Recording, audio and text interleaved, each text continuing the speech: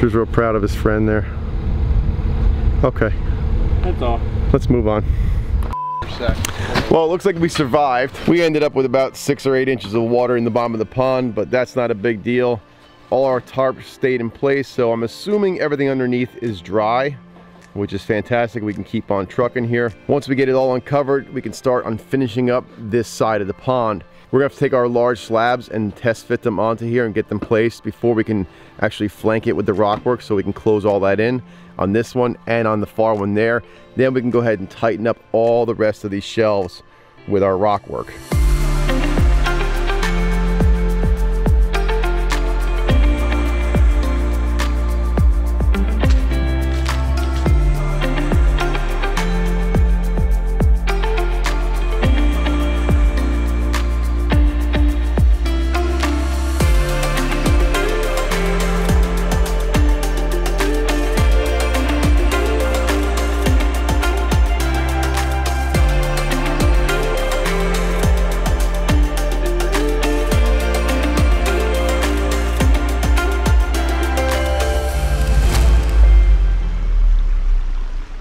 Good morning, everybody. It's Jack from Atlantis Water Gardens. Welcome to week 2.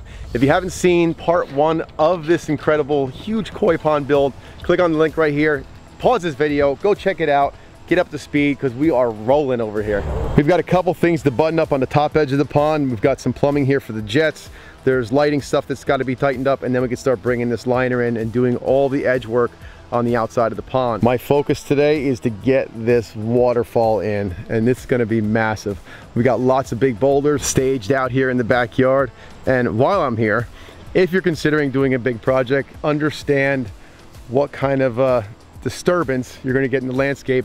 We've got big equipment. We've got over 150 tons of rock going in here, so there is going to be a lot of disruption to the lawn especially. That's one thing you want to think about when you're talking to your contractor, or if you're doing it yourself, just the impact it's going to have and the cleanup work you're going to have to do after it's all finished. But trust me, this one's going to be worth it.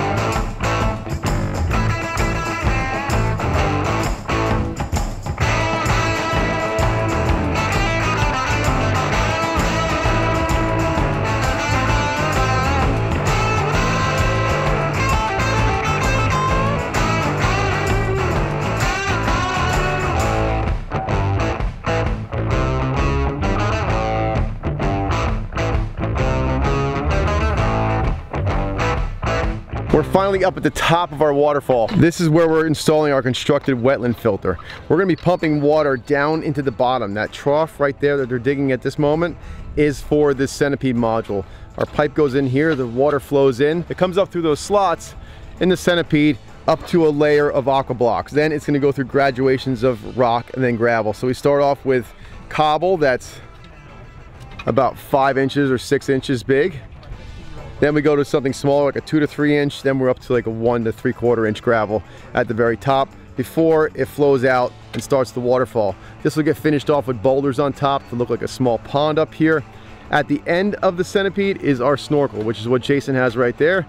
That is our clean out port. So that's going into the excavation at the very bottom. Our centipede will hook right into it. When we have to do maintenance on this wetland filter, we can drop a clean out pump inside that port and pump this whole thing down as it's washed. We are feeding 2 pumps up to the top of this waterfall. Now, we are not putting both of them down into the bottom. We're only going to put one of the pipes, actually we're going to split one of the pumps down into the bottom. We want to flow anywhere from 3,000 to 4,000 gallons per hour up through our filter. Nice and slow. We don't want to be shoving water through there, then it won't filter properly. The rest of it we're going to divert to the top of the wetland where it's just dumping on, and it's going to give us the aesthetic that we need to create the volume for the rest of our waterfalls down into the pond. I'm happy with where we're at this point here on day 2, on week 2. If we can get that wetland filter installed and at least get things buttoned up over there, that's going to give us the opportunity to then tomorrow excavate from this side of the pond through here into where our intake base skimmer is going to be.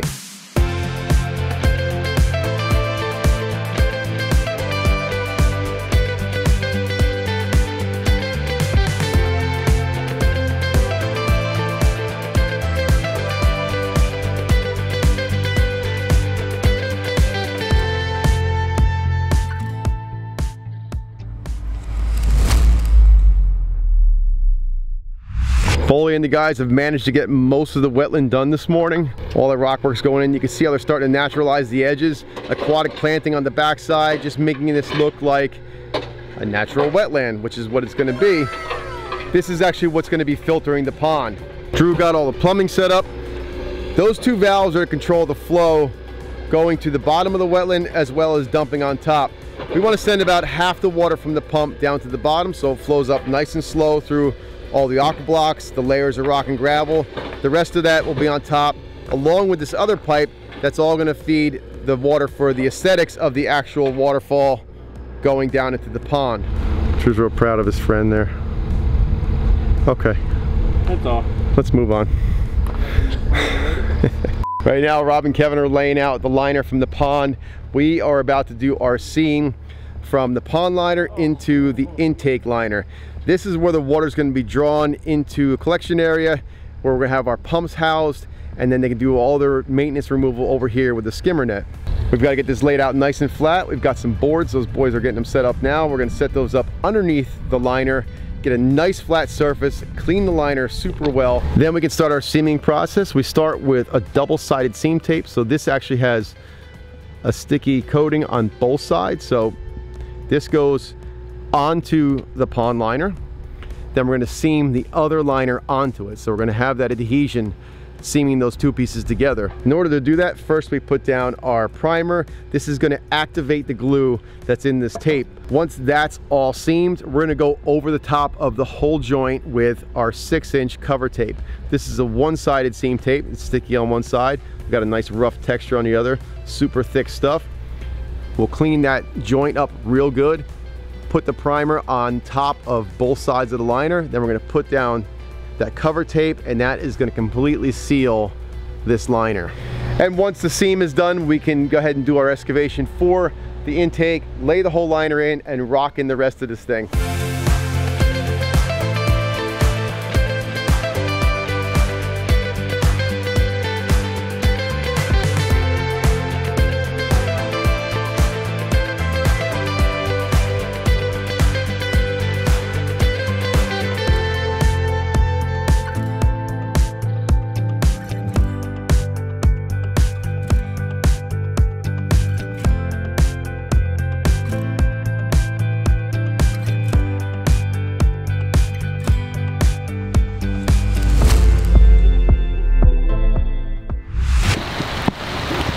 Oh man, it's a rough one out here today.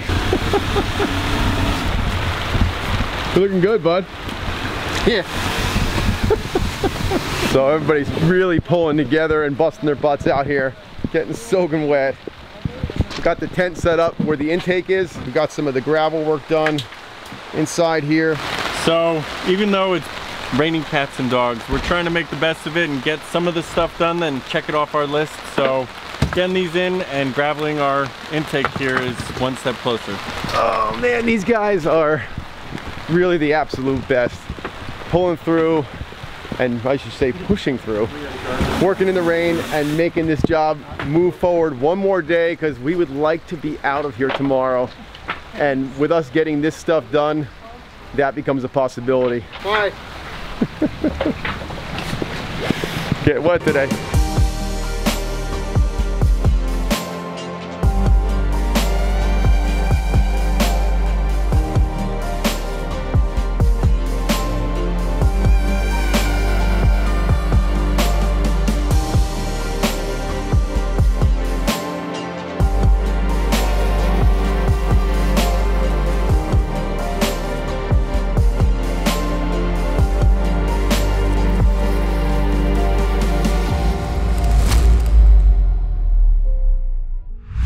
do our best to mitigate these situations, but you just can't control what happens with the weather. So we're at its mercy, and that's just the way it goes, right? That's outside construction, and that's the world we live in. So plan this morning is we want to be done today. Like, we really want to be done today. So we're gonna get that tent out of the way, get all these tarps out of the way, finish rocking in the big boulders with the intake, then we can finish that up completely, get the hoses in this pond and start filling while we work around the whole outside edge, hooking up lights, finishing our plumbing, doing our grading, putting in a rock wall behind where the intake is, because that elevation is much higher than the grade behind it. And we want to get the landscape plants back into this area, mulch it, finish everything off 100% and fire this thing up. So fingers crossed, we're gonna make this happen today. Let's get it rolling.